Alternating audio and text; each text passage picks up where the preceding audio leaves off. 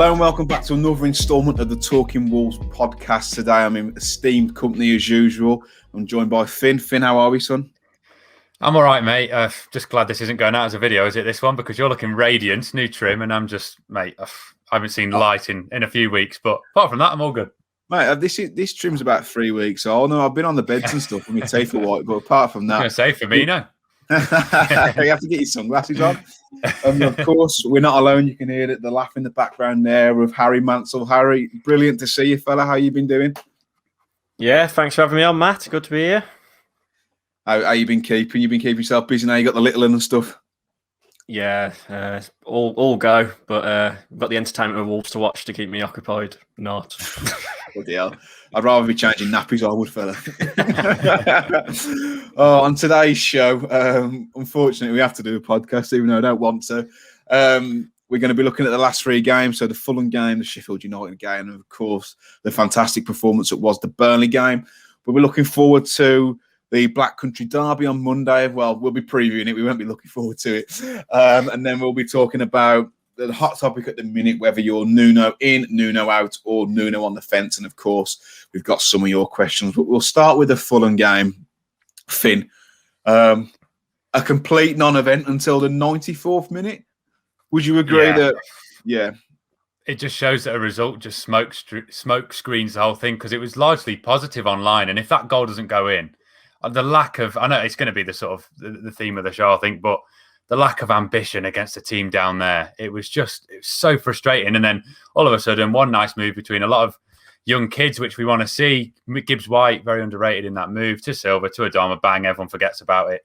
And we move on to another 1-0 win after that. And yeah, it's just, every single game has been rubbish recently, but fortunately, in two of the ones we're going to talk about, we managed to somehow, I don't know how we didn't concede in any, looking at that defence and how we didn't concede. 1-0 wins. Who cares? We're safe. We were safe on that game, weren't we? I mean, I think I tweeted something like, when is this going to end? Like, I'm sick of it. And to be fair, as most games this season, I've been pretty pissed just to kind of get through it. I'm sure Harry could say the same probably the last 10 seasons. But Harry, watching that game, if you do remember it, what were your thoughts on it? Obviously, the 1-0 win with Adama scoring that absolute rasper carrot in the 92nd minute. Well, it was a huge win, really, because I think it put the doubts in the Wolves fans' heads finally went out the window. I think that win pretty much cemented our survival, but it was a poor game, really boring to watch. VAR again. Yeah. VAR again, wasn't it? Was the big talk when Willian Jose's goal got ruled out, which was a good goal. But I think we did deserve the win, but it was so bad. We started off with a 4 at the back, didn't we, from memory? Then we switched when Neto went off injured. And I'm just glad we got the last-minute winner. Fair play to Silva, being involved in the goal. Great finish by Adama, although from memory, I think it was like near post, wasn't it? From like a mad angle, so I don't know if the keeper could have saved it, but there's some power on it. And it was just a huge win. But again, like a lot of games this season, the performance wasn't the best, and it wasn't very entertaining, was it? But we got the win. No, and looking at the XG, and I appreciate it's not for everyone. Fulham 0.96, Wolves 0.58, absolute heritage. But then you look at the shots that we had. Fulham had 14, Wolves had 7. So, do you think it was a case of no cutting edge from both sides, or two teams playing in a cagey affair and trying not to draw blood first? Yeah, you'd think a better team and we'd be put to the sword there with how we played. Even Mitrovic, I'm glad Mitrovic didn't have a good game, because you think normal informed Mitrovic would have been licking his lips at how we were playing. But fortunately, yeah, you can just see that was why they're going down, isn't it? Basically, it was a shame, and like seeing them crying at the end, it was like, even as a Wolves fan, I was like, you guys didn't deserve this. It's like we were so bad and we somehow won. But no, yeah, any decent team, maybe even a team sat in 17th just above Fulham, and they're going to put maybe even 4 past you. In hindsight, so no, yeah, it wasn't a good performance, but that hit by Adama near post OP, it happens. Yeah, great finish. I mean, talk about the VAR decision as well. It was a close one, wasn't it? And I think in those instances, it's probably one of the closest I've seen, especially this season. So, yeah. And it just sucks the enjoyment out of the game, doesn't it? And I know it's always going to be the same when it goes against you, but stuff like that, I think you've got to give the striker the benefit of the doubt. And okay, you thought, well, it's not subjective. You're either off or you're not. But if you've got to draw lines and analyse things for 2 or 3 minutes before coming to a conclusion. For me, that's not in the spirit of the game. And they talk about sporting integrity all the time, and that just blows that out of the water. But obviously, that wasn't the only talking point in that game. Pedro Neto going off with a patella injury. Now he found out he's broken his kneecap. Harry, how big of a blow is that for Wolves? Oh, it's huge. He's been our best player this season, and I was just really disappointed at the time. I don't know what your lads' opinions is on it, but Nuno got a lot of the blame for it because he took a knock for Portugal, didn't he? And then they knew he was injured, but I'm assuming the physios, etc., was like, yeah, he can play, and then he pulls it or whatever, damages his knee again, and he's out for God knows how long now. And he's been our best player. I still think he'll get player of the season. And when it rains, it pours on it. This season's just been one bad news after the other in terms of injuries, definitely. And I was gutted for him, to be honest, because I'd love to have seen him play in the Euros for Portugal. Yeah, I think obviously I'm very known in the past and currently like I'm a big critic of Nuno. However, you can't blame Nuno for that. The sports science team and the fitness team, and talk about profiles and players at risk, they would have known, and they would have green lighted it. So if the fitness team say, yeah, he's ready to play, then you play him, wouldn't you? But it's a massive blow, and I bet Jeff's gutted because it means he can't sell him in the summer. After Duncan Castle's podcast, it caused absolute outrage and numerous tweets calling for talking bollocks to be hung, drawn, and quartered. But that game, though, Finn, like, do you think it's a case of one goal masking what's been basically the story of our seasons, was dreadful performance after dreadful performance? Yeah, and you just think back to the games that we didn't just scrape through, like that first sort of Jimenez period, I like to call it, where we were actually good. If we didn't get them, mate, we'd be in so much trouble. Like, I can't think of the last time we played and I thought, God, we deserve that. Like, I can't think of a deserving win. Like, I remember we played quite well when we drew 0-0 to Leicester, and it was like, yeah, all right, that was fair. I can't think of a time where I was satisfied, which is in life, really. But no, it's just. But no, yeah. But the games recently, even when we have won, as you say, yeah, it's not felt good. As for the Neto thing, as you're saying as well, like I'm not really clued up on it. But if he's fractured his kneecap, was that what, like, had he like minor fractured it and now it's gone to a major? Like, surely it's unrelated. Like, is it like? I don't know how it works. It might be the patella tendon, which just sits underneath the kneecap. And when he pulled his strapping down on his sock, my dad said to me, "That's his patella." That is. I was like, "How?" He's all, you know, when you like commentators diagnose an injury from like 50 yards in the gantry, and like, then they run it off like 2 seconds later. I was just like, "Shut up, you knobbit."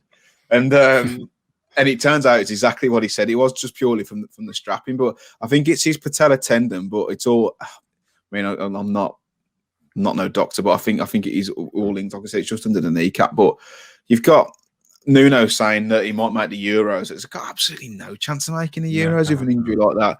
I think it's just wishful thinking, and we have been really unlucky with injuries, haven't we? But I still don't think that's the sole reason or as big as a contributing factor as to why our season's been so poor. You know what really winds me up is that Sheffield United put us into a full sense of security the first game of the season, because that first game of the season we were like, we are flying. This is a win!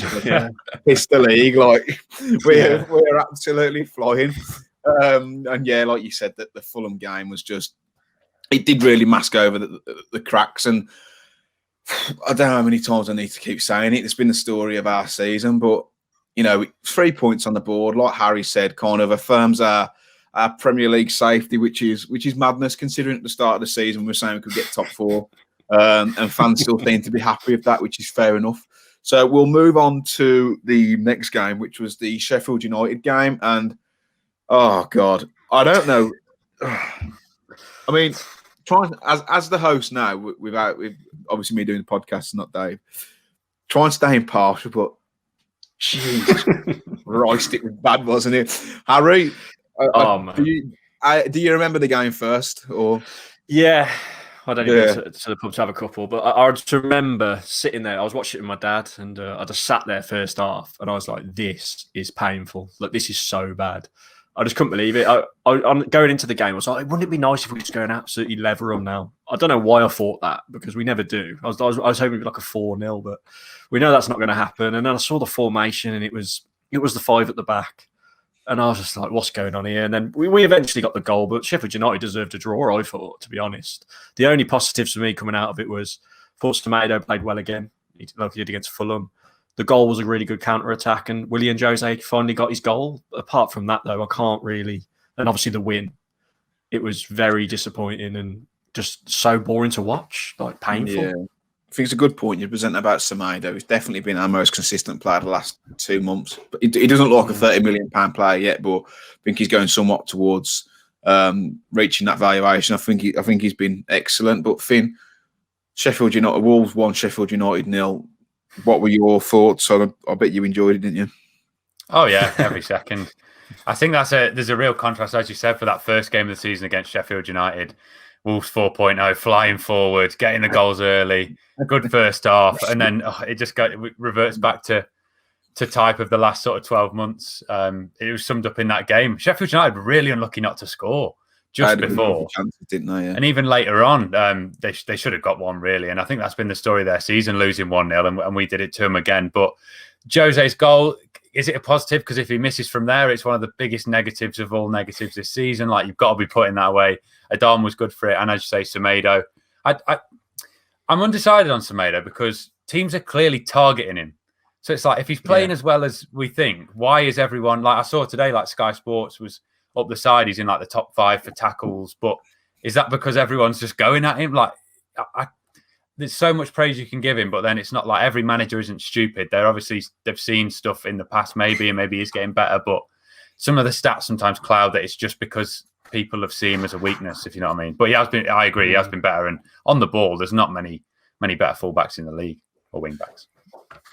Yeah, I really like him anyway. I think he's going to be a good addition to the squad, especially next season once he's found his feet a bit more. But yeah, it was really, really bad. And like you said, Sheffield United are really lucky not to come away with a point from that. And it's a good finish from Jose, and we don't really see a lot of him making those kind of runs. But for me, I just think he's a bit of a cart horse. What do you think, Harry? Do you think he'll be here next season or? Well, after we lost to West Ham, he was awful that game, and I was just like, I didn't want to see him again, to be honest. I was like, get Fabio in, like a lot of Wolves fans, but he scored a good goal away at Fulham. I know it was disallowed for VAR, and then he took that goal well, so maybe I still personally wouldn't sign him. I don't think he's shown enough, but the talk was, the rumour was before these games that we were going to. I don't know if you can believe that, and I just don't rate him, to be honest. I'd rather try and get someone else and send him back. I think it was necessary for us to bring a striker in, purely to take the burden off Silva, because we're in great danger of ruining the kid's career at 18 before he's even really kicked the ball. But Finn, what's your opinion on the Jose saga? I know Wolves are, I think, trying to negotiate less of a fee than was it 20 million quoted? But what would you do if you were given the opportunity? Would you sign him? If he was 23. Or so, I just can't see a positive. Say he was like, oh, he's young, he's got time to develop. We've seen flashes, but he should be peak, if not slightly past it now. And I haven't seen, like, the first few games, I was thinking, oh, he's holding it up better than Silva was. And even now that's gone. I can't see, especially 20 million. If it was like 5 and he's a squad player, then maybe. But for me, I haven't seen anything that warrants signing him. If it's a try before you buy, like, I haven't seen anything to be like, yeah, all right, we'll carry on with this personally. If any of you, like, I'm open to hearing things, but for me, I'm not. A lot of people point to the fact that our form kind of turned when we signed him, and we had like a little bit of a run, didn't we? But I think that's more down to coincidence, to be honest, because he wasn't scoring. And like you say, at first he was holding it up well in that, and the first few games I was really like, oh, I like the look of him. And then he's had games where the balls are coming to the box, he's nowhere near it. Like, he needs the ball to come straight to him, and Neto in some games was getting in front of him for the header and things like that when the ball was crossed in. So he just hasn't shown it for me at all, really. No, I completely agree with that. Like I said, I think he's a bit of a cart horse. And usually with players who are playing for a contract, alas, Jamie O'Hara, when they're on loan, unbelievable. As soon as they signed, absolute pony. So I don't think it can get any worse. But I feel from in the way that the system that we're playing. I remember watching the game on Sunday against Burnley, and we're 3-0 down, and there was only him attacking. Like, Adama and Podence were just pinned back in their own half. And are you going to be really that effective when you're the lone striker in the league you're not used to be playing in?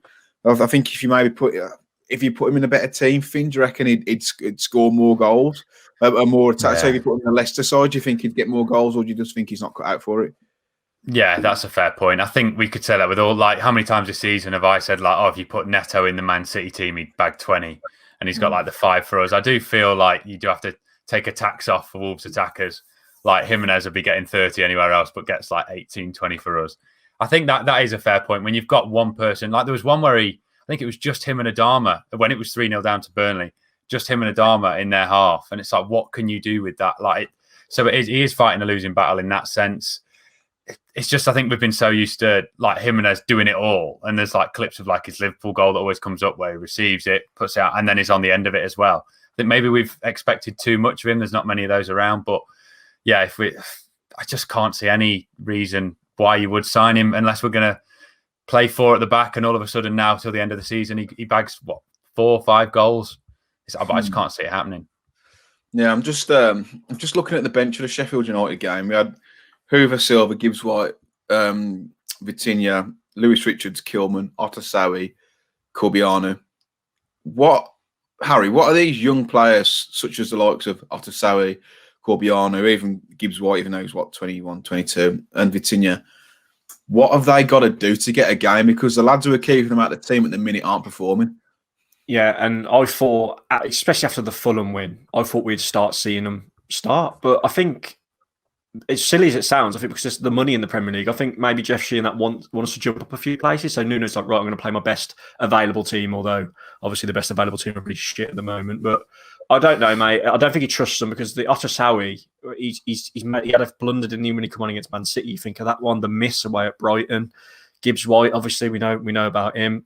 The Canadian lad whose name I can't pronounce, you just said, I would give him a go. Why not? But I think Fabio Silva will be the one who will start over Willian Jose, wasn't he, if he does start. So I think throw him in now for the rest of the season, but I genuinely don't think we will. I think Nuno will keep sticking with what he's been doing and playing what he feels is the best team, which I don't agree with. I think the sporting merit is £2 million. So obviously, if you finish above, you get £2 million per place. So I suppose if we climb the table and get and we literally threw the FA Cup away, didn't we? Because I think we wanted to climb up the league. Yeah, so like it don't make sense now for him to start throwing all the kids in and just doing. Yeah. I'd love to see it, but I think in his mind and in Jeff Sheehan, whatever's mind, they want to see us climb the league, and we threw the FA Cup, which is still that the season pretty much ended for me when that happened. In emotionally, I was just like, I'm done. I'm done after he did that. I remember after the Albion game, and obviously that video went out and caused quite a ruckus within the Wolves Twitter community. I said the only way that, and we'll come on to this in the later part of the podcast, the only way that Nuno kind of makes up for or on back being Nuno in, so to speak, is if we win the FA Cup or have a very good run in the FA Cup, or we finish the season strongly, and we've done neither, and one we threw away completely. So, like you said, not going for it in the FA Cup, it looks even more daft now.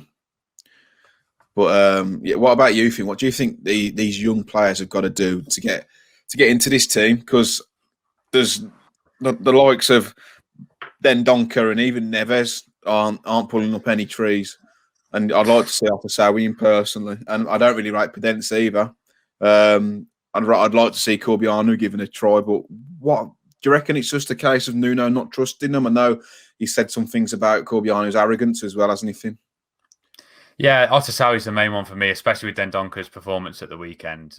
Honestly, like anyone could have done a better job in there, let alone this absolute unit that we put. I watched him play today, albeit against Norwich's kids, and he just like could just push them off. I know that's hard against Burnley, but he couldn't have done a worse job. As with Corbiano, with Podence as well, as you say. I mean, I rate Podence when it's Podence on form, but we haven't seen that since. I know he's had 2 injuries, probably before those 2 injuries. Yeah, the dog as well. So yeah, it's not been the best of seasons for him. When he first came in, he was unbelievable, and I hope we can get back to that. But for those young boys, I think Gibbs White hasn't really. I mean, he hasn't done anything great apart from that Fulham turn, but he hasn't done anything wrong. I'd be knocking on his door, especially if we could just play 4 for a few games. Vitinha as well. I think we're probably going to sign him. So whether it was like Nuno's customary, don't do anything for 30 games and then we'll bring you in once you're used to the system. Eight Nori's obviously there by force, but I thought it was the only decent player at the weekend. There's a lot of good players there, and as I said in the last podcast, it's sink or swim. Why not chuck Corbiano in for 5 games if Podence is off the boil and there's no one else? Chuck him in, see what he can do, see if he does chip a penalty down the middle like he did, and Nuno wasn't happy about it. Just give him a go, because there's nothing exciting going on. This Corbiano, right? Honestly, I don't know anything about him really. Is he a central striker? Can he float about? Can he play? Could he do anything on the wings? Out the wide positions on the right, doesn't he? Is that So maybe we'll get a chance then. The under-23s have sort of fluctuated. I don't know if that's the right word, but swapped between, like, obviously when we have 3 in midfield, 2 up front, and 2 in midfield, 3 up front. So he's played on the right if we play 3 up front, or he's played as a striker as well in a 2. But it just seemed to be off the right, cutting in on his left, and he might be rubbish. Who knows? I mean, he's scored for Canada, but most people could. So, but we don't know until we see, do we? It is a strange one. It makes you think that all is not what meets the eye with Otasowie and Corbiano, because they're obviously playing really well in the under-23s, and the first team aren't playing well at all. But like you said, I suppose we probably won't even get to see him for the rest of the season, which is probably what's a little bit disappointing. I just want someone else to come in, because it's so stale. Like, I say someone else to come in, like, just different players, or just give them a chance, even if it's just like 45 minutes. Like, we're safe now, or not mathematically, but we pretty much are. Like, just give them a go. Like, when Otasowie came on when he made his debut against Chelsea, was it, when he came on for the second half? He was brilliant then, and then he has one little blunder, or he does something Nuno don't like, and that's it. It's just like cutthroat, isn't it? I don't know why, he needs to give him a little bit more of a chance. Yeah, I've heard a few podcasts where I think it was a Molyneux View with Tim Spears. They said, like, his attitude is he's not scared to have a go with the coaching staff or say they're wrong and stuff. And he may just need to play the game a little bit more if he wants to feature. But after that City game and that mistake, you could see Nuno was seething. But he's a young player. He makes mistakes. He's not like we were like 1-0 up. We were getting absolutely battered anyway. So let's move on. Let's move on to the Burnley game, lads. Oh my God, Harry, was that the worst performance of the season? It's by a mile. Like, well, we've had so many bad. There's a lot of 4-0s, Harry. I was going to say there's quite a few. Yeah, I think it's because it's so raw. It's just. But Willy Bolly, right? I'm just going to start with him, because he's our best defender. I think we all agree with that. But even he had a night with that first one when it went over his head. And then Connor Cody, I hope he hasn't affected his England chances if Gareth Southgate was watching that, because he got turned inside out like an octopus by Chris Wood. Is there a stat like he's the first player to get a first half hat trick since like Michael Owen or someone else in like the 90s? Like 23 years or something like that. Yeah, we've made Chris Wood look like Aguero somehow. And it was the players all. I've heard people say they should donate their wages and things like that. I agree. They just didn't turn up. People are saying they're on the beach, but I think it's worse than that. It was just so shocking. And the back three of Bolly, Sace, and Cody, once upon a time, was really solid, and we could rely on them. But this season, especially, it's been so fragile. And Burnley, let's be honest, we can't be going 3-0 down at half time against Burnley. It's just absolutely ridiculous, and it was shocking, absolutely shocking all round. I'd like to say give Burnley a bit of credit, because obviously they played well, but like you said, like, we shouldn't. It's going to sound really arrogant, and you might get Burnley fans, if they are watching up to this point, commenting, but like, we should be beating teams like Burnley, even with the players we've got now. We just should. But you make a very good point about that back three, mate. Like, that hasn't changed since we've come up from the Championship. Why hasn't that not been addressed in how many windows? Well, it was apart from Vallejo. Obviously, Sol Bennett, Sace was in the middle in the Championship, but it's obviously not good enough. Bolly's been off the boil for a good year now, since he had that injury in December 2019, maybe January 2019, where he did his ankle. He's not been the same player. He's not been the colossal that we used to. Cody is, again, and it's that same conversation around him. Great leader, not so good at the actual soccers. And then Saïs is just a utility man who is out of his depth at right centre half. But Finn, can you see Wolves signing 2 or 3 centre halves this summer? Because I can't even see us signing one. Maybe one, but I also do you know what the thing is with when Sace is at left and when Sace is at the right? Because you could see, but maybe 3 or 4 times. Obviously, was it the 4th goal was Sace giving it away because he was awkward on his left foot on the right. I mean, Sace has been on the left and on the right. I remember specifically he was on the right in the cup final. The cup semi-final. Why do it? And when you see that he's giving it away 3 times, why not swap him over? Bolly's comfortable on either. I prefer it when Bolly's on the right and he's on the left. I think when Bolly scored that last-minute goal away at Besiktas last year, I remember Bolly played right centre-back then of the 3, and I prefer that. So I don't see, I agree with you, I don't see why he's on that side, just for balance. Either way, it shouldn't be that it shouldn't be that 3 either way next season in whichever order. No. But it just, for now, it annoys me. And I think, getting 1 in will probably be realistic. But you could say every position at the moment needs replacing. But no, I'm confused by that. And especially it really got to me when Sace had given the ball away, I think 3 times on the right. Obviously not comfortable playing it down the line because he couldn't. And there you go, there's a goal from it. And I think in general, Nuno seems to be, like in his pre-match, he seems to be scared of Burnley. Like, he talks them up so much, which sometimes they deserve. But even Dave on the preview, I know the guy that Dave had on, he said Burnley have been in the top 10 the last 2 seasons, and now we're 17th. We haven't been the same team. So why have we given them this respect as they're like this holy grail? And they're 17th. They're literally 1 place off relegation. And they were unbelievable.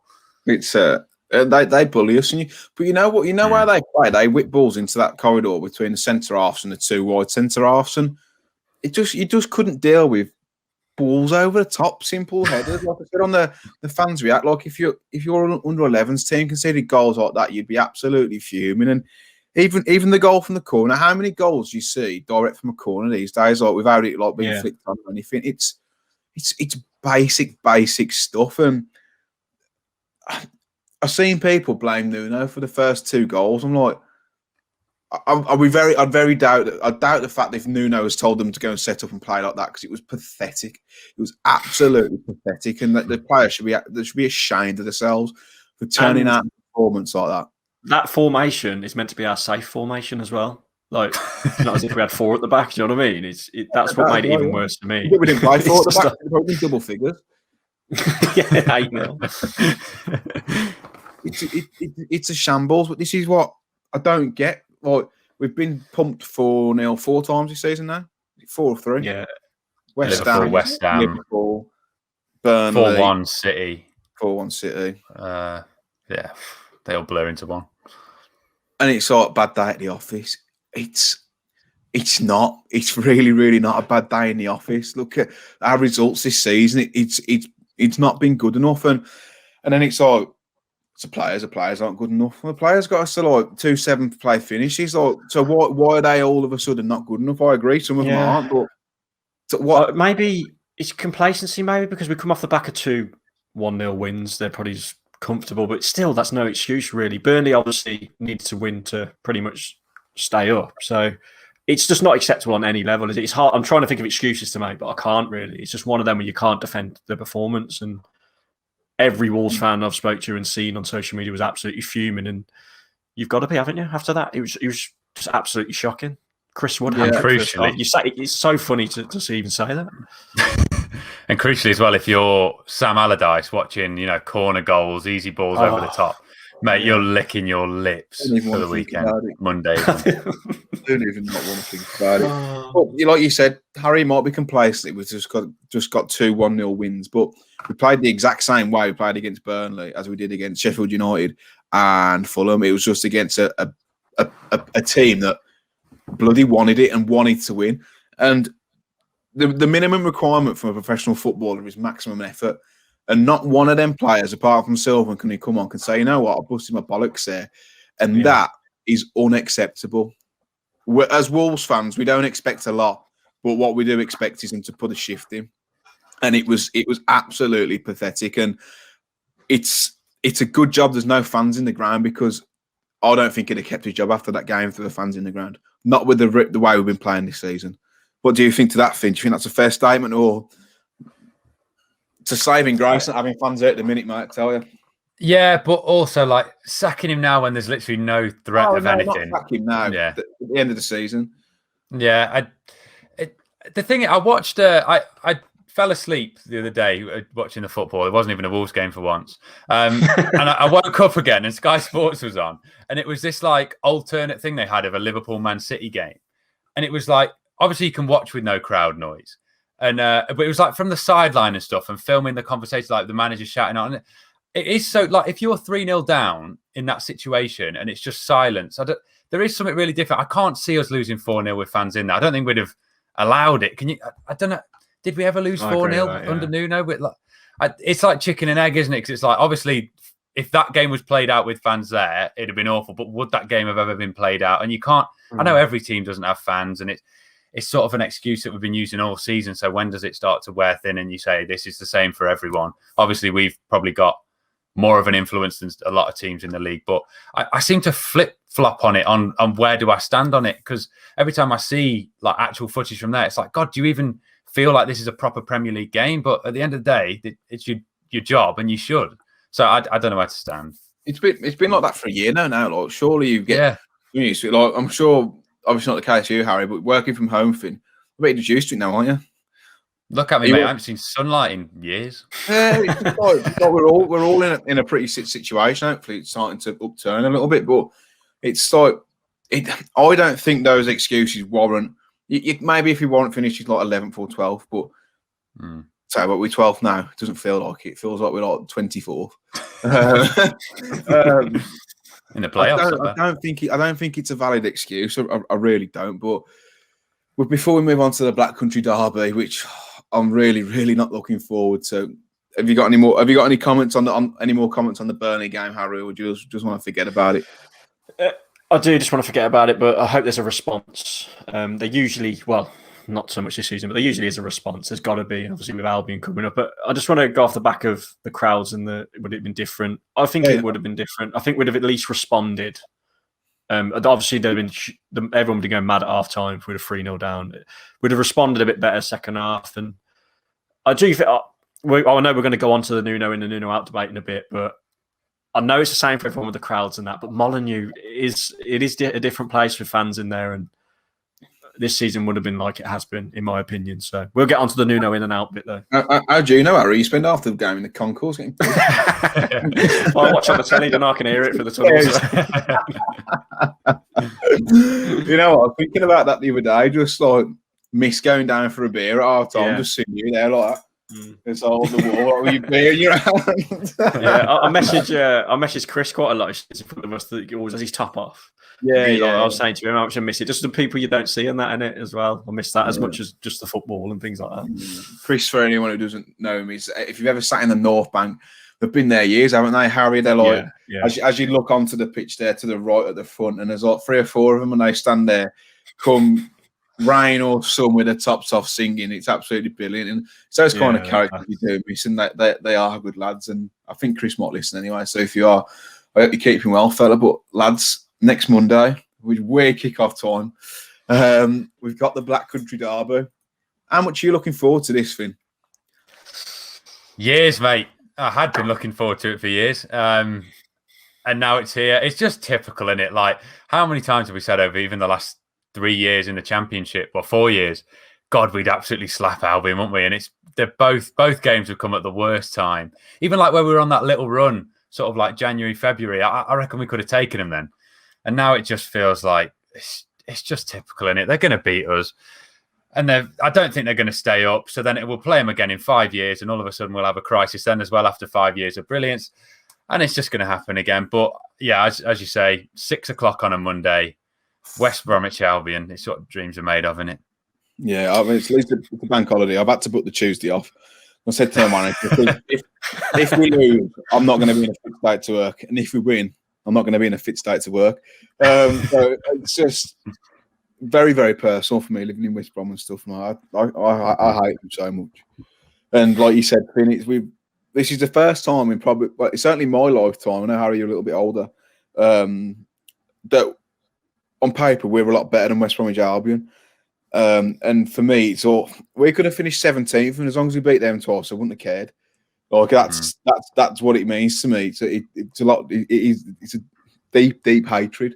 But like you said, it's just we've got 2 jobs all season. That's to beat them twice, and they well, obviously they beat us at Molineux. Do you reckon they're going to get a result against us again, Harry, or do you think it might be a bit of revenge for the previous fixture, and we might be able to send them down? Yeah, I'm the opposite. The last game when they beat us, I couldn't see any version of them beating us at all. I was so confident going into that game, even though we were struggling a little bit and didn't look the best. They were so bad, I just couldn't see us losing, and obviously we lost that. But going into this one, I think they're the favourites. I didn't catch the Villa game, but the game against Chelsea, when Chelsea went down to 10 and they just absolutely battered them, and they were like prime Barcelona in spells. So that's what worries me. They're showing little spells of playing really good football, and we're playing the way we are.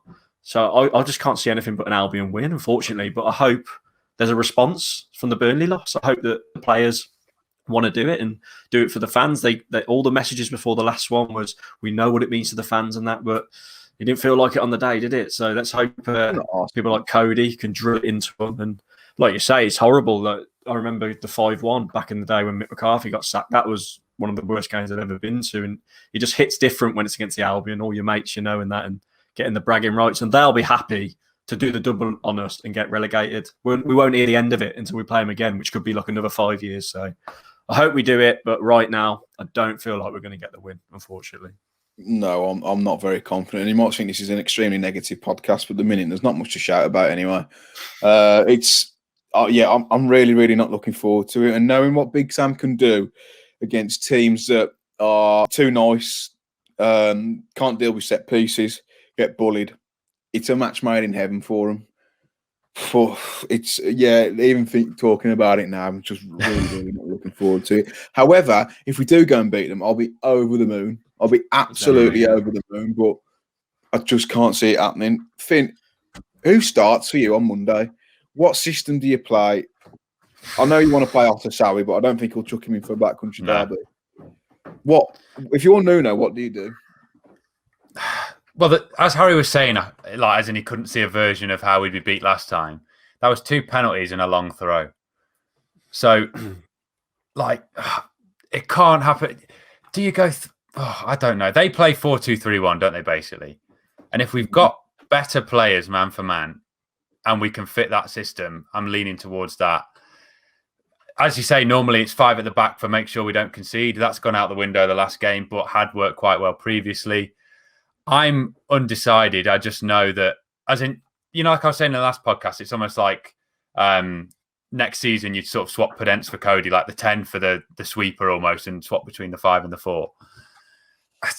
I'm leaning towards the 4, and just, as you say, we are better man for man. We've got a better squad, and that should prevail. But it's just going to be, 2 corners, a dodgy penalty, and it's just going to be the same again, no matter how we set up. I feel really, really negative, as you say, and I'm trying to think of a way we can do it. But watching that Leicester game the other week, pure pace did him. So if we could get as much pace in the team, like with Vardy, and Iheanacho up front, Podence, Adama, someone in the hole, maybe even Fabio up front. I think he did well against West Brom last time, and I'm sort of leaning towards the 4. I don't know what you lot think.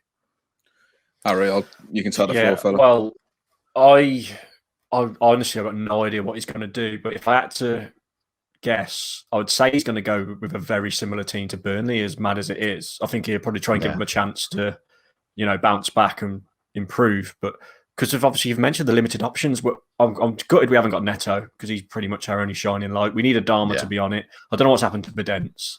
And I agree, I'd probably look to start Fabio, although he's that harsh, because obviously we mentioned Jose finally got his goal the other week, and I don't know. What's the crack with Matinho?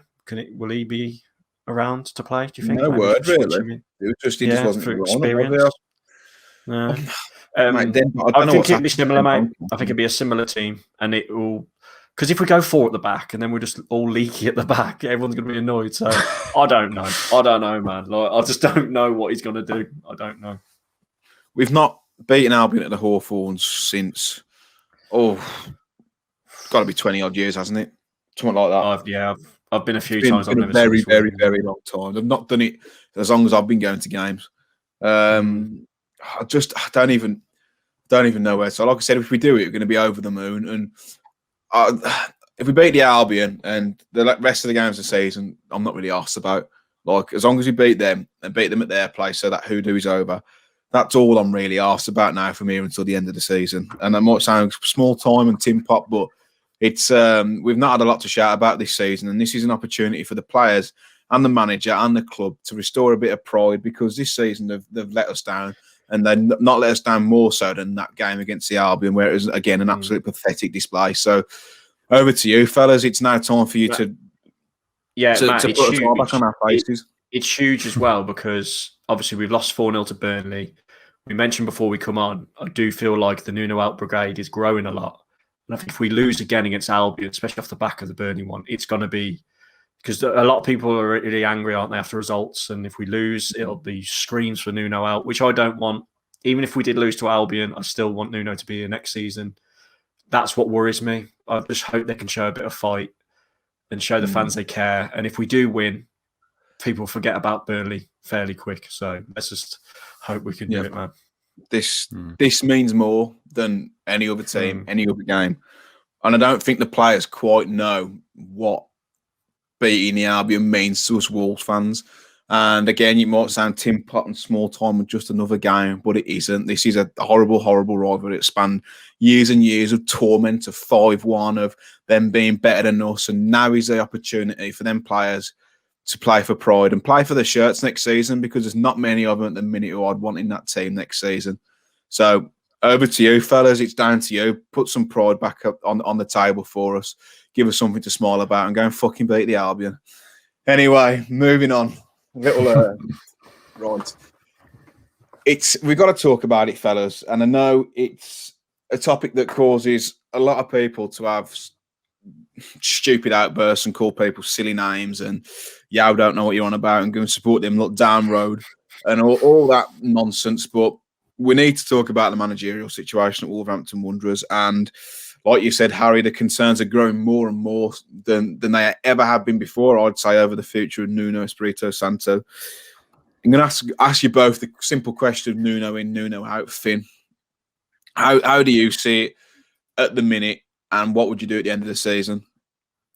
Well, my one-word answer would be in at the moment, but on the point that I sort of made before we started recording, I think if he was brought in at the start of this season, I think it would be pretty much unanimous. I can't see many positives at the moment, but it's because I've got that blind loyalty. Maybe it's why I'm not successful with women, because they just mug you off after you trust them. But it's talk about it, Finn. Sorry, that's a few times now, isn't it? It's.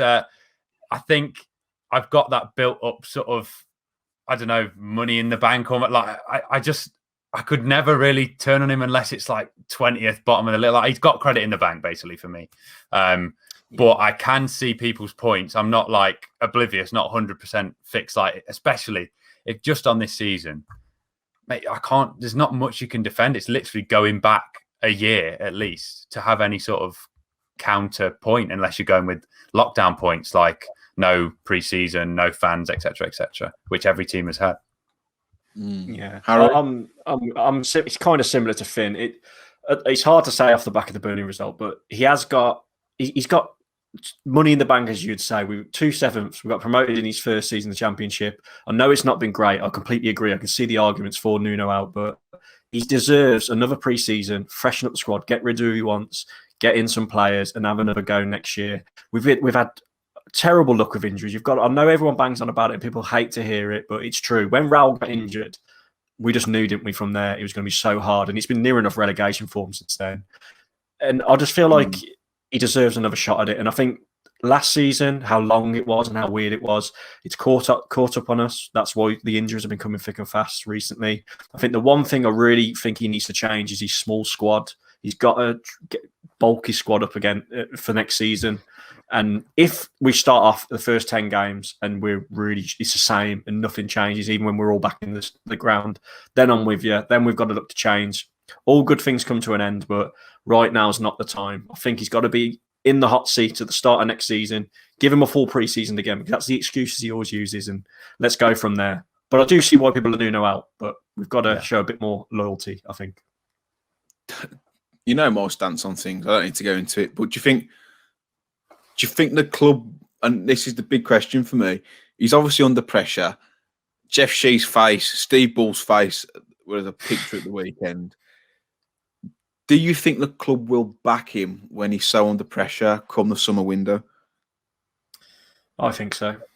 Like I say, I think he's done so much for us. I think Jeff Shee seems like a kind of a loyal bloke, so I think he'll give him a chance. And I think they will. I think they'll back him. But it's weird with the transfers because everyone says Nuno has the last word on who comes in, but I don't feel like he does too much, to be honest. So be interesting to see who they bring in. We've been the windows have been poor, haven't they? Let's be honest. The transfer activity hasn't been the best, so we need a really good window, don't we? Yeah, we do. And that's another reason why we've been so shit this season. I just think it's two or three windows consecutively of very poor recruitment has bitten us on the arse. But Finn, do you think the club will back him in the summer if he's still here? As much as they would any other manager, I think. I don't think it's going to be splashing major cash. I don't think anyone's going to be. But yeah, I can't see him. Like, if we don't spend loads, I don't think it's because of their backing of Nuno, if you know what I mean. I think it is going to be limited. And if it is sell to buy, like, I dread to think who's going to go. But yeah, I think they're going to spend within their means of who they would have, like, with anyone, if that makes sense. I'm looking at the shortlist that the club have supposedly drawn up for if Nuno does go. And I think there is a good possibility that he will go at the end of the season. I don't think he'll walk. I think his comments suggest that he's not going to walk. The only reason he goes is if he's sacked. However, the shortlist they've drawn up with people like, was it Bruno Lager? There was a few others as well. Yeah, he was the ex-Benfica manager. I would rather stick with Nuno than those because I don't really see the point of it. If we were going to bring in a more of an unproven coach who plays a bit more of an attacking philosophy, more on the front foot, expansive football, then I'd be all for it. But then to replace him with the likes of Bruno Lage and then even talk of Mourinho, and it sounds absolutely mental to say we won't want Mourinho, but I don't think it solves the problem because they're like for like, they're the exact same pragmatic approach. And I think we need a step in another direction. And I think this cycle for me has come to an end in the way that we play. And it might be that he's in charge next season. We go to a 4, we get 2 new centre halves. But this is the thing: if we're going to swap to a 4, we're going to have to spend some serious amount of dough to get back to even close to where we were. That's the thing, though, Matt. Like, I know it's been an absolute disaster this season, but Nuno did try, didn't he? But I think he should have seen that with the injuries. He wasn't the plan. Well, that game against Arsenal, Raul got injured. We went 4 at the back. So he was trying to do this 4.0 everyone jokes about. So he kept saying, didn't he, I want to have more possession and attack teams. And he did it when Raul just got injured, really. That's when he started to do it. And it just went completely to pot, didn't it? So he has kind of tried just defending him a little bit, but he's done it at completely the wrong time. We were pretty shit before Raul got injured, though. And we were scraping points. Yeah, I agree. The best start we'd had to a season in bloody yonks. And it's like, and I've always said the same, like results over performances. But when the results stop coming in and the performances are as bad as that, I really, really struggle to watch it, and I really struggle to back it. But it's gonna be an interesting one. I think that if the club will pull the trigger, I don't think it'll be this season. I think it'd be in the summer, and I think it might be a bit more of a mutual thing rather than one party going like, "No, see you later." I think it might be some honest conversations to have. But it's this is probably the closest I've seen it to him being more people being Nuno out than Nuno in. And it's mostly Twitter and Nuno out, Facebook and Nuno in, and I think it's because of the different demographic. But that's pretty much what it is, because obviously Facebook's an older generation. And what I don't like the narrative of, well, you can't be a proper fan. You can't be a proper fan. You can only support us the last 2 years, and be careful what you wish for. And I get that, and hindsight's fantastic and stuff like that. But Ranieri got sacked by Leicester when they were on a decline. They were fighting relegation. If you take out Raul's injury, mate, I think we'd be in the bottom 3 or close to it. So it's been a very, very poor season. However, until, and I'm sure this echoes the thoughts of many Wolves fans, until that decision is made and until Nuno's not the manager of Wolves and we continue to back him, continue to support the team. But it is making it very, very difficult at the minute because it's so shit to watch.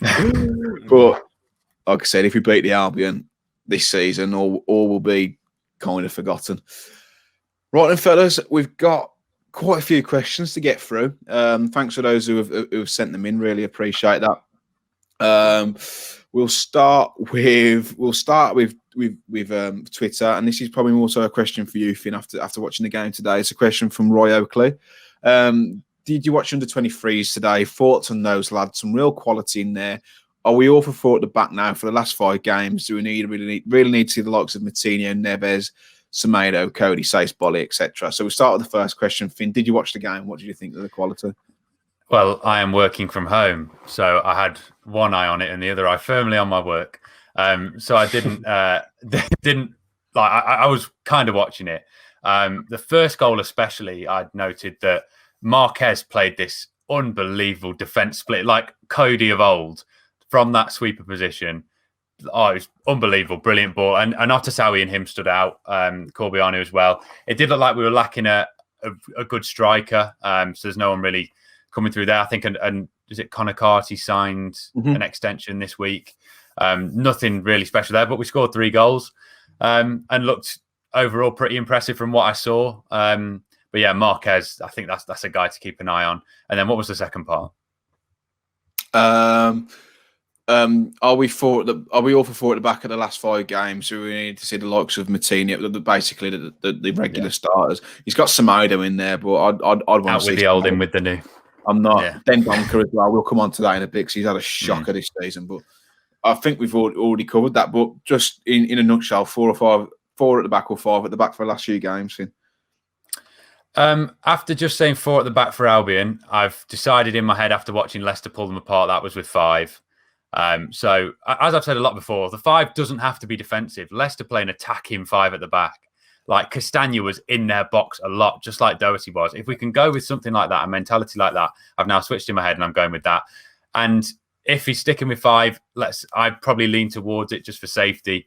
But with exciting players in there. And let's chuck the wing backs over the halfway line. Why not? Every other team does it, apart from us, for some reason. Yeah. Question from L Williams 09 on the Instagram. Harry, do you think that we'll sign any strikers this summer? And then, if so, who would you like to bring in? I think we definitely will, because I think Jose won't be a Wolves player next year. That's just me. But the one person everyone, if I'm doing like a stream or something, everyone always shouts out Tony from Brentford in the Championship.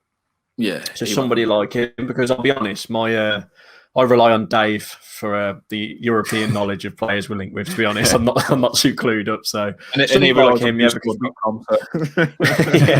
because obviously we've seen Watkins worked for Villa and he come out of the Championship. So maybe someone like Tony, but I don't know, man. What do you guys think?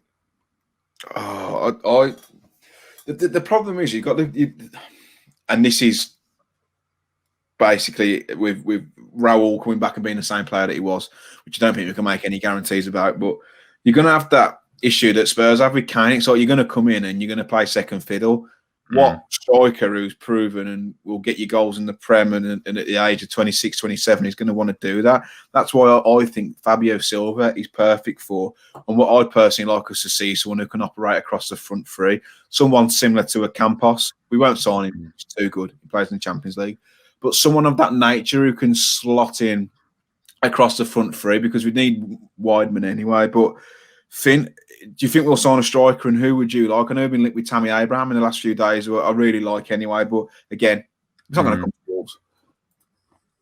Yeah, and also our sort of, even with Tony that Harry said, ours normally, like, as in you want to get Tony, Brentford are brilliant at it, signing him for what, like 5 million? And they could sell him on for probably 40. You want to get him. I mean, we nearly got Tony, didn't we? Was it from Newcastle for about 2 million? But I never see us doing those sorts of English transfers for big money. And another player, I think you can pronounce him better than I can, but the Valencia winger, you can go for it, Matt. Get a shot.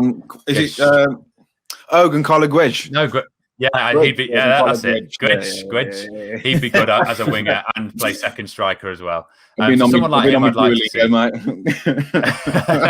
But yeah, there's a Portuguese striker that's just been relegated with Schalke. If we really want to scrape low, maybe I saw he's got nice hair. That's all I recognise. But he's Portuguese, so why not? We've been linked with someone else from Schalke, haven't we? Fella who was at Derby years ago. Central midfielder. Bloody hell, Omar Mascarell? The Spanish bloke. Yeah. We've been linked with him recently. Like, I know he hasn't pulled many trees up for Schalke this season, but I don't think many of them have. But we like a plodding midfielder. Get him in. Would you give Rafa Mir a chance? Say again, mate. Would you give Rafa Mir a chance? Or do you think he'll be gone? No, not really. I don't think unless he comes back to Wolves and gets a similar return for Wolves in the Prem, I don't think his stock's going to be any higher. And the Spanish clubs love him, so I reckon you could probably get 15, 20 million out of him. Just flog him. We need incomings. He's not going to come back to Wolves and play. Same with Catroni, you'll be looking to get 5 or 6 million for. If you sell them two, there's 25 million. Who else can go? Yeah. Who else have we got that could go? Then Donker, you might get 15 million, 20 million for him tops. Vinagre, very good point. 15 million they want, you probably get around 10 or 12. Before you know it, you've got if then Donker was to go as well, you've got 55 million in transfer kitty there. You can go and buy a good centre half with.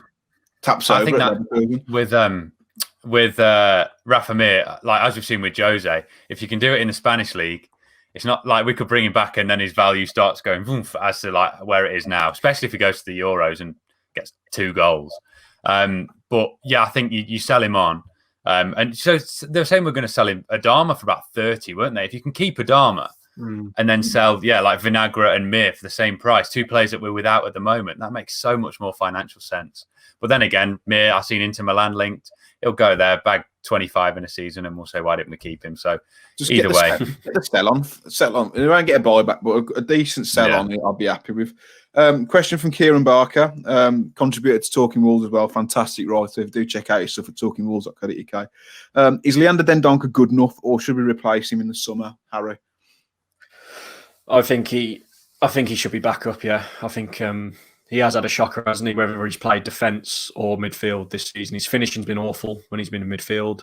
I just think it'd be the same with Sace as well. I think those two should be back up on the bench and bring in replacements, definitely. Finn, would you flog him, Harry, or would you just have him as backup? I'd keep him as backup because he's quite versatile, isn't he? But he does need to improve his performances, definitely. Finn, I think there's a few players in that team that are just genuinely a bit dopey. And without fans in there, it's really exposed it. I think Dendoncker comes across dopey. Sace comes across dopey. Even Bolly sometimes just doesn't look like he's there. Even Semedo. I just think some players like Dendoncker, who've seen a drastic sort of fall off a cliff, basically, since fans have not been there. Maybe, I know it's a really desperate point, but having someone shouting at him will then see the old Dendoncker was brilliant in all action. His finishing was never amazing, but at least he was putting in tackles. The last few games, that hasn't been there. So I think I wouldn't sell him because his value is going to be a lot lower than what we would have got before, and there is a potential player in there. But I think that is a genuine point, as basic as it sounds. Some of them just come across so half asleep, especially with no fans. Yeah, definitely. I remember the Everton game in the first season when we beat them 3-1, and he was outstanding in the middle of the park. Yeah. He took the piss. And to get a player like that back would be great. But again, it's just it looks a shell of the player he was. And to be fair, quite a lot of the players do at the minute. Question from Tom Wood in 7. Top 3 managerial shortlist if Nuno goes. Instead of us doing a top 3, I think we'll just give our kind of preferred manager. I'll start with you, Finn. If Nuno was to go and you got one pick and a realistic pick, so if you say Nagelsmann, it won't count. Who would your manager be? I've researched after thinking on the face of it that Jesse March. I had a look into him, and I think he's going to be a brilliant manager. I just think you want another job in between. I could probably win the Austrian league with Salzburg. He won the league with Haaland up front and Szoboszlai, Hwang Chan in behind. I think he needs another job before we take the risk.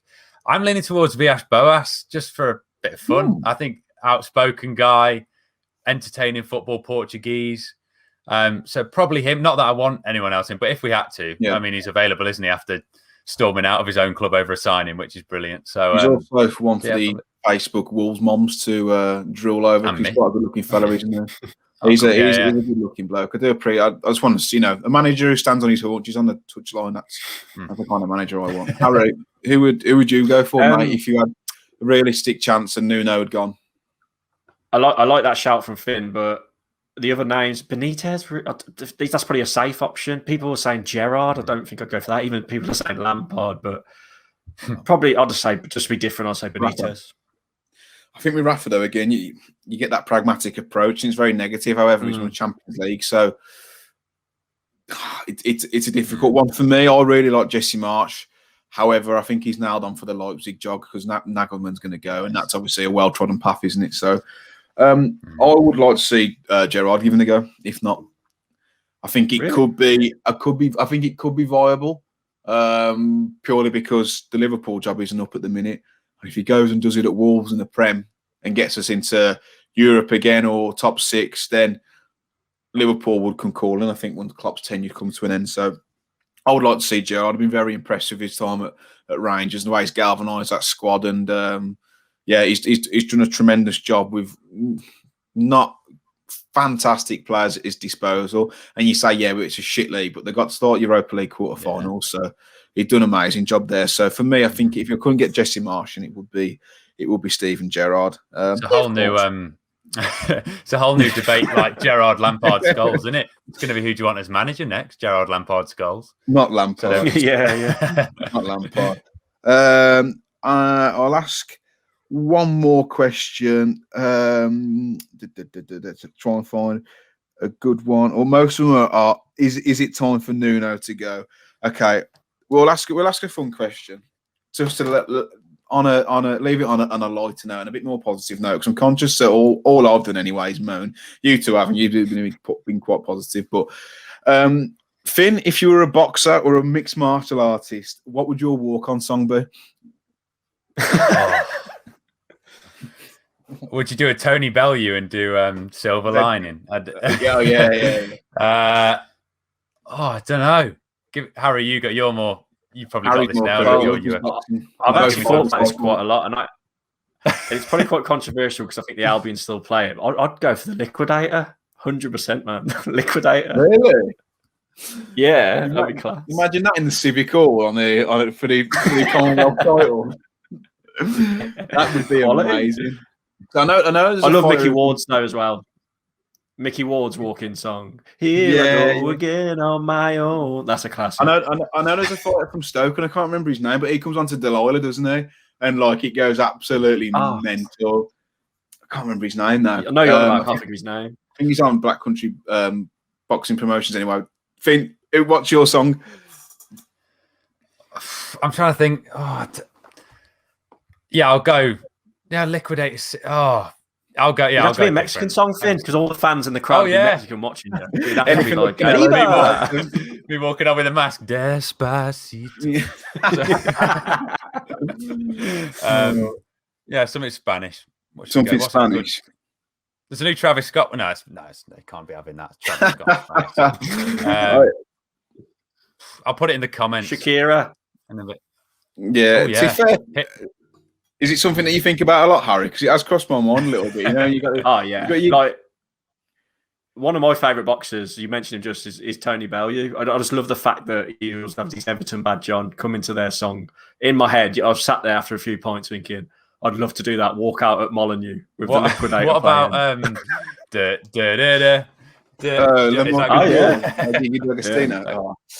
don't know.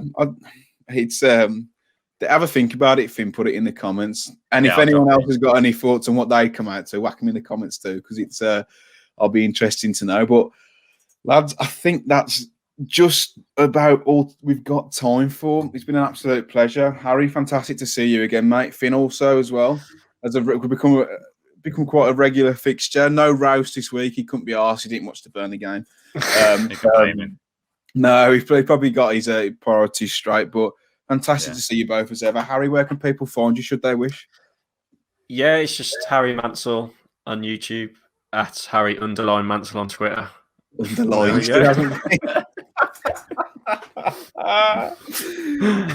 Underline. It never ceases to not make me laugh.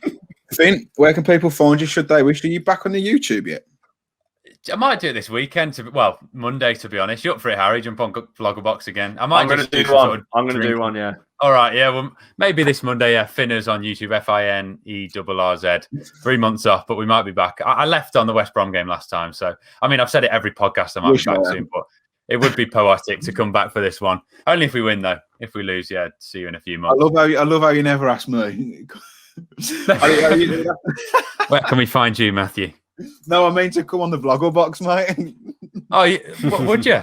Would you do it? Are you prepared to get called a nonce? After the last Albion game, being told to kill myself by about 40 people, I could probably do without it at the minute. But maybe invitations. I think I'm going to do it. What should we do? Like drink every time. I want to do it like as a drinking game. Every time someone has a shot, every time West Brom score, we'll be hammered. But yeah, I'll pitch it to you all. I'll pitch it. I'm sure something by next Monday. Every time Ray puts it in a Smith again. I just want to see another shh down the camera. A little dazzling dive with the camera. Yeah. Yeah. Classic. That was. Express and Star messaged me early saying, "Can you do the fans video for the Albion game?" I was like, I can't put myself through this again like twice. But we move. If you want to find me, it's M Cooper Writes as in written on Instagram and Twitter. Talking Wolves is at Talking Wolves across all platforms: YouTube, Facebook, Twitter, and Instagram. If you're new here, make sure you subscribe. If you've enjoyed the video, make sure you like and comment down below, and also comment your walkout tune if you're a boxer. And hopefully, by the time we next speak to you, we've absolutely trounced West Brom. However, I'll hold my breath until then. Until next time, guys. Enjoy yourself, take it easy, and we'll see you very soon.